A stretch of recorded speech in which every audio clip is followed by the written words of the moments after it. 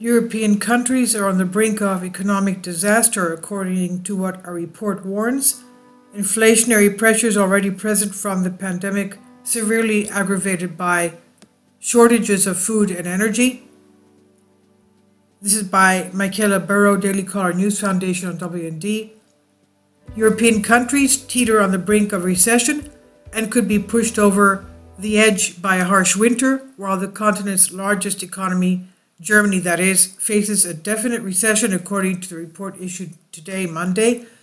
The Organization for Economic Cooperation and Development, OECD, a Paris-based economic policy forum, said that the war in Ukraine had slowed global economy growth more than predicted as early as June in a report released Monday.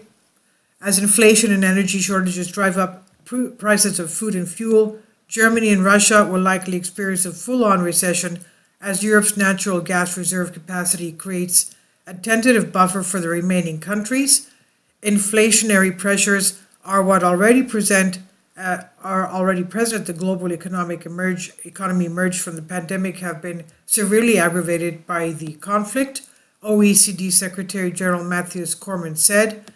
Combined energy and business productivity shocks could tamp European economic growth by 1.25 percentage points next year and drive up inflation by 1.5%. The report said this could push many countries into a full-year recession in 2023 and suppress growth in 2024.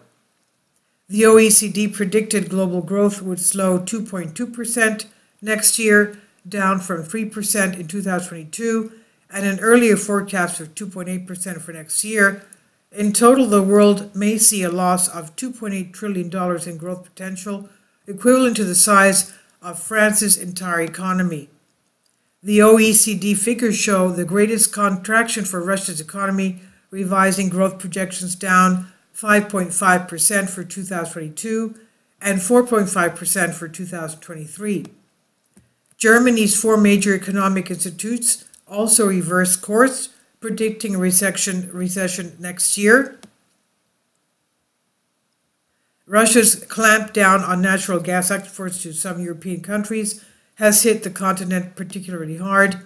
The report said a key risk around the projections is that the ongoing and planned reductions in energy supplies from Russia to the EU prove much more disruptive, of course, than assumed in the baseline projections. Of course, if they have no energy, they can't use energy to produce.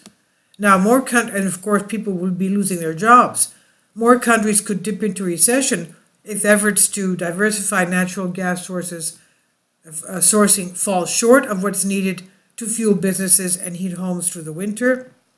The cold winter could further strain Europe's natural gas shortage facilities, which have reached between 80% and 90% capacity as of Monday.